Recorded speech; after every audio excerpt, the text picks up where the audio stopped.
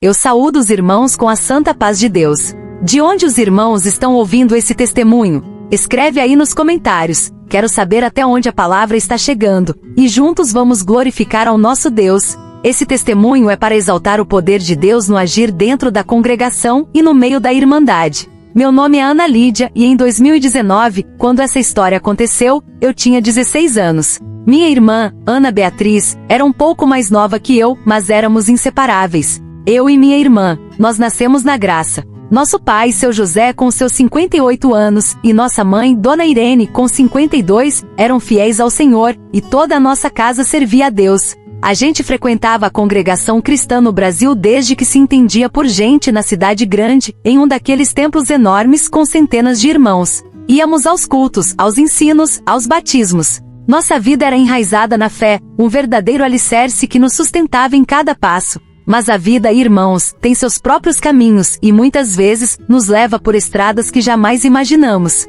Um dia meu pai, depois de anos de trabalho árduo e dedicação, recebeu a notícia da rescisão do seu contrato. Era uma fase incerta, sabe? Uma porta se fechava e a gente não sabia bem o que fazer, para onde ir. A cidade grande, com seu ritmo acelerado e custos elevados, parecia de repente sufocante. Mas meu pai, homem de fé inabalável e sempre prático, viu naquela situação não um fim, mas uma porta que Deus abria para um novo começo. Ele, com a sabedoria que vem do alto, decidiu que era a hora de mudar de ares, de buscar um lugar mais tranquilo, mais simples, onde a vida talvez tivesse outro ritmo, outra cor. Foi assim que, movidos pela fé e pela providência divina, a gente se mudou para o interior do estado de Goiás. Chegamos a um lugar bem diferente do que estávamos acostumados. Lembro-me bem da paisagem. Era uma região de grandes fazendas e pequenos sítios, onde as estradas, irmãos, eram de chão batido, empoeirado. E que poeira, viu? Uma poeira bem vermelha típica do Goiás que grudava em tudo, subindo em redemoinhos a cada passo que a gente dava ou a cada carro que passava.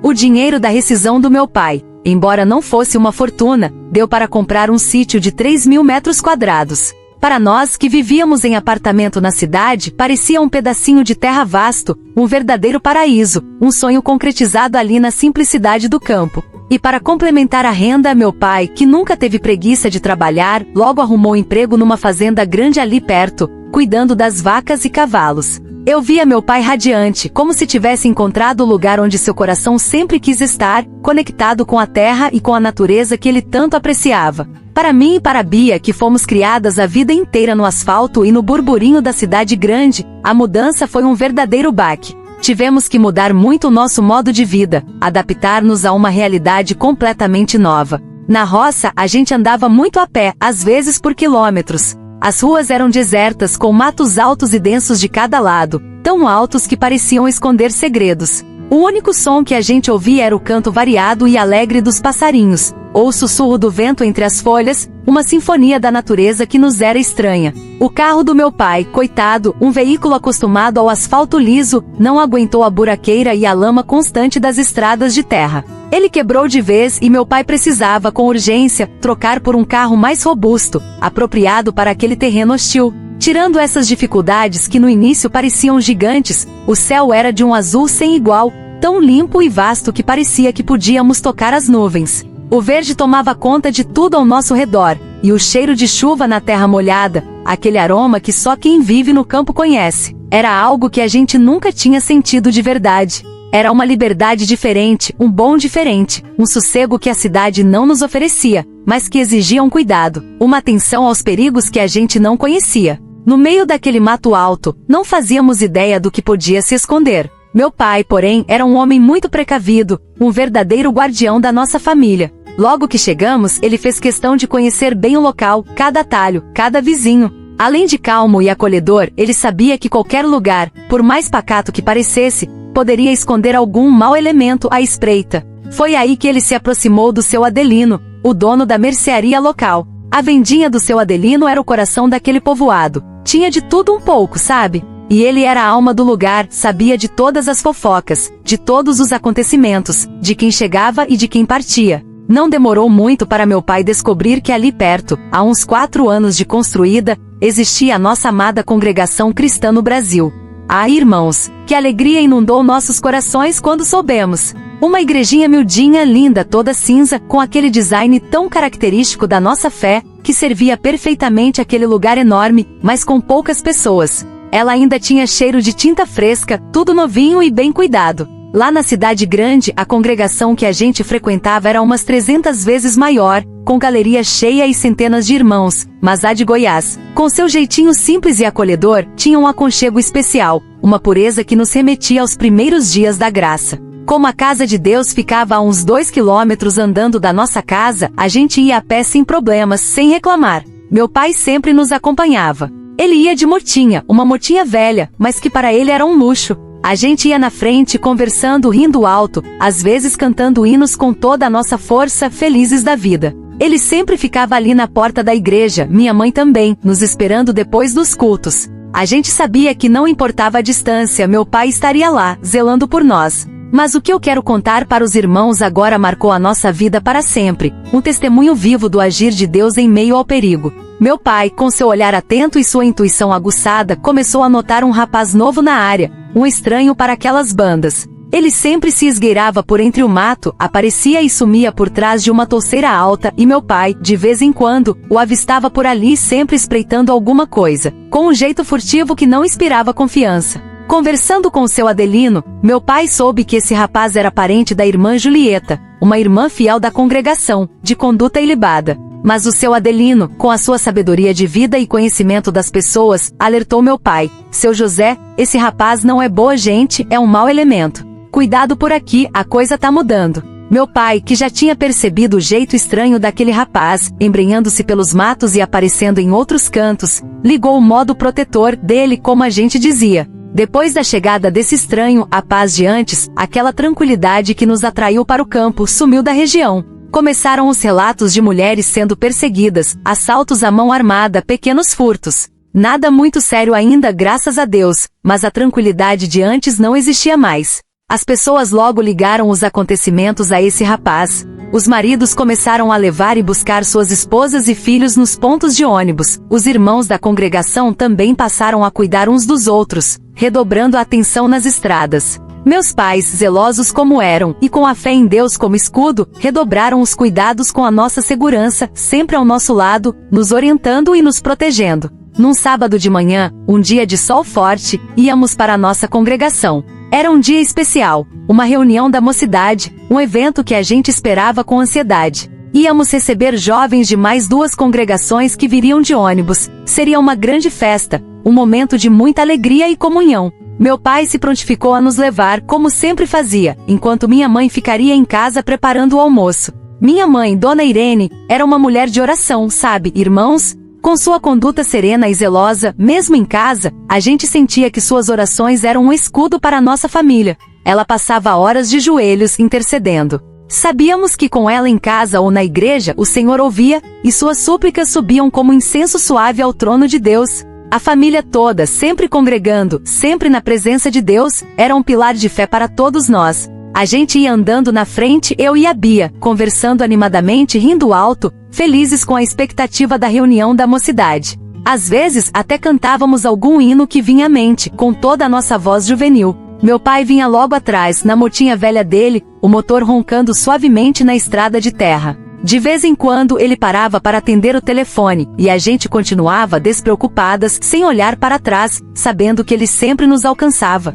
Afinal, estávamos em nosso paraíso no interior, onde os perigos pareciam distantes. Mas depois daquele rapaz estranho, a desconfiança de meu pai só aumentava. Ele sentia algo pesado no ar, uma inquietação que o alertava. Naquele dia, porém, o Senhor tinha um plano diferente, um plano que se revelaria em meio ao desespero e à poeira vermelha. Estávamos nós, eu e a Bia, cantando e rindo, distraídas com a alegria do momento. Lembro que cantávamos com toda a nossa força o hino 15 da harpa cristã, firme nas promessas, sem imaginar que dali a poucos segundos, a fidelidade de Deus seria provada de uma maneira que jamais esqueceríamos. Meu pai, que vinha logo atrás, viu a motinha engasgar. O pneu traseiro de repente estourou com um barulho seco, um estampido que ecoou no silêncio daquele campo. Meu pai tentou controlar, puxando o guidão com força, mas a moto deu um solavanco violento e travou de vez. Não saía do lugar, irmãos, não dava nem para empurrar. Estava completamente imobilizada no meio da estrada. O coração do meu pai disparou como um tambor descompassado. Um nó de angústia e pavor se formou em sua garganta. Ele tentava ligar, forçava o motor, tentava empurrar com todas as suas forças, mas era em vão. A moto estava pregada no chão. Levantou o olhar, desesperado, e nos viu, eu e minha irmã, já passando por uma transversal, rindo alto e cantando o hino 15, firme nas promessas, com toda a nossa alegria juvenil, completamente alheias ao perigo que se aproximava pelas suas costas. Ana Lídia, Ana Beatriz, esperem, voltem. Ele gritava com a voz embargada pelo medo, com toda a força que tinha, mas nossas vozes, o canto do hino e o vento abafavam seus chamados. Vendo-nos passar para a próxima transversal, meu pai largou a moto ali mesmo, no meio da estrada, sem se importar com ela. Não pensou duas vezes. Seu joelho ruim, que sempre o incomodava, doía, mas ele não sentia a dor. Aquele instinto de pai, aquela força que só Deus pode dar para proteger seus filhos, tomou conta dele. Ele começou a correr, a se apressar, gritando e urrando, tentando nos alcançar. E foi naquele momento, quando ele viu o rapaz que todos temiam virar a rua e começar a andar rápido atrás de nós, que o desespero dele virou oração silenciosa, um clamor da alma que subia ao céu. Nós, alheias a tudo, continuávamos a nossa caminhada, com a inocência e a alegria que só a juventude nos dá. Passamos correndo pela transversal de terra batida vermelha, e de repente a poeira subiu em um redemoinho forte, bem no nosso encalço, um véu natural que nos envolvia. A gente correu sorrindo, como sempre fazíamos, brincando com a poeira que subia aos nossos pés. Eu e minha irmã éramos muito felizes, e pelas ruas de chão batido, cantávamos com toda a liberdade, sem perceber a aproximação do rapaz e meu pai lá no longe, urrando, tentando nos alertar. A poeira vermelha, antes só um incômodo para quem limpava a casa, se transformou em uma barreira para quem vinha atrás, um milagre sutil orquestrado pelas mãos de Deus. O redemoinho se formou com uma força que ninguém esperava, uma parede de terra e vento que se ergueu do nada. O rapaz que nos seguia parou de repente, como que atingido por uma força invisível. Aquele redemoinho de poeira fechou seus olhos, enchendo-os de terra vermelha, ardendo e impedindo sua visão. Ele cambaleou, tentando se proteger do vento forte e da poeira que o cegava. Quando conseguiu abrir os olhos para continuar a nos seguir, a cena que ele viu o fez gelar até os ossos. Não havia apenas eu e minha irmã ali. Ali, subindo de cada lado da rua, por trás da densa cortina de poeira do redemoinho, dois rapazes bem altos se posicionaram atrás de nós. Eles não estavam ali antes. Eram imponentes, vestidos de uma forma que ele não soube descrever, e a presença deles irradiava uma autoridade, uma força que fez o perseguidor parar em seu caminho, paralisado. Com os olhos ainda cheios de terra, ardendo pela poeira, o rapaz que nos seguia olhou fixamente para aqueles dois vultos, deu meia volta meio cambaleante, ainda atordoado pelo vento e pela visão, e desceu a outra rua, rumo à casa da tia dele. Ele saiu dali meio desolado, meio atordoado, como se tivesse levado um susto terrível, uma repreensão invisível. Meu pai, que vinha correndo e ainda estava a uma boa distância, viu o rapaz dar meia volta e sumir na transversal, apressado, sem olhar para trás. Ele não entendeu o que tinha acontecido. Por que o rapaz não fez nada?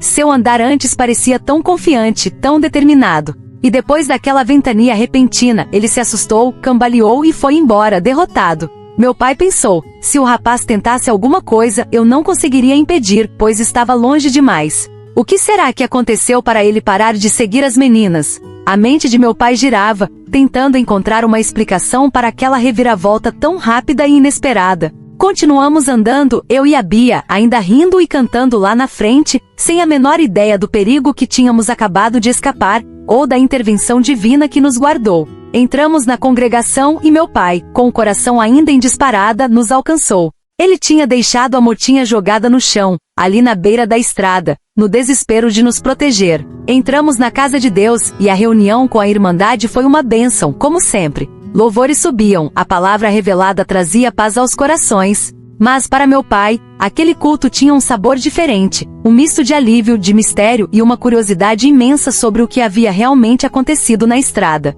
Ele se ajoelhou e agradeceu ao Senhor, mesmo sem ter todos os detalhes, pela proteção. No fim da reunião, quando saímos da congregação, meu pai nos chamou para um canto, o rosto ainda marcado pela preocupação e pelo alívio. Com a voz um pouco embargada pela emoção, ele nos contou o risco imenso que corremos. Nós ficamos assustadas, a ficha foi caindo aos poucos. Ele nos chamou a atenção com todo o carinho de pai, mas com a seriedade que o momento pedia, sobre a importância de sermos mais sérias nas ruas de Mato Alto e Terra Batida, de olhar ao redor, de não andar tão distraídas e vulneráveis. E ele tinha razão. Na nossa alegria da liberdade, naquela empolgação de mocinhas felizes que podiam rir alto sem se preocupar com quem ouviria, afinal, só tinha mato. A gente realmente não estava prestando atenção em nada, confiando apenas na segurança que o campo parecia oferecer. Pedimos desculpas ao pai, e ficamos ali, reflexivas, pensando no perigo que corremos e, acima de tudo, na providência de Deus que, sem que soubéssemos, agiu para nos guardar de um mal que não conseguíamos sequer imaginar. Naquele dia, a motinha foi rebocada, e meu pai ficou martelando na cabeça o que o fez o rapaz desistir,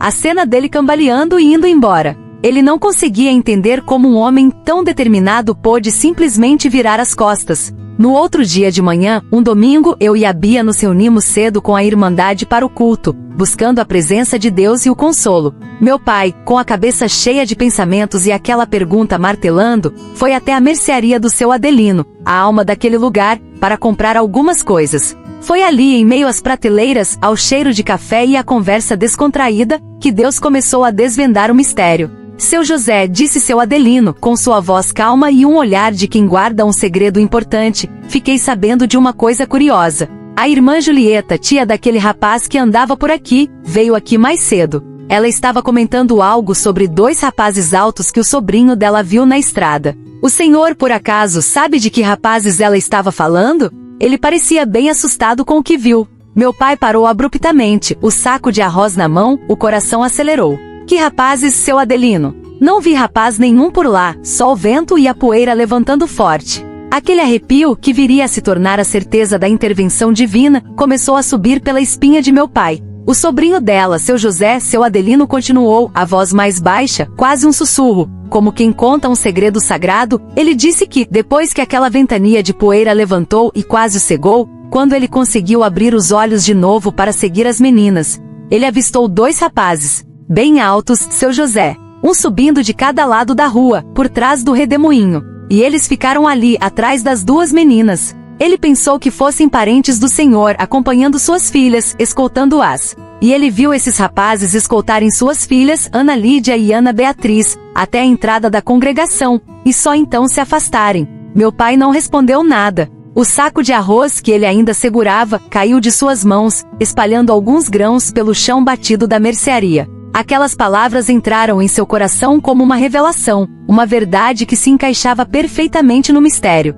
Ele não tinha visto os rapazes. Ele só tinha visto o redemoinho forte, a poeira vermelha, e depois o rapaz que nos seguia mudando o rumo e saindo apressado, cambaleante de medo. Mas agora, a tia do rapaz, uma irmã fiel, havia confirmado que o sobrinho, mesmo com sua índole torta e seu coração endurecido, foi obrigado a testemunhar, obrigado a ver. 2 rapazes altos, cada um de um lado da rua, surgindo do nada para guardar suas filhas. Naquele instante, um arrepio forte, um verdadeiro calafrio santo, subiu pela espinha de meu pai. Não era um arrepio de medo, irmãos, mas de um temor santo, de uma gratidão tão imensa que o fez sentir o chão sumir sob os pés. Ele pegou as poucas coisas que ainda segurava e saiu da vendinha do seu Adelino quase sem se despedir, a mente e o coração inundados pela certeza do agir de Deus. Ele glorificou o nome do Senhor ali mesmo, naquele caminho empoeirado de volta para casa, com lágrimas nos olhos e um sorriso de alívio no rosto. Aquele livramento não foi apenas um escapar por pouco, foi a intervenção visível dos anjos de Deus, enviados para proteger suas filhas amadas.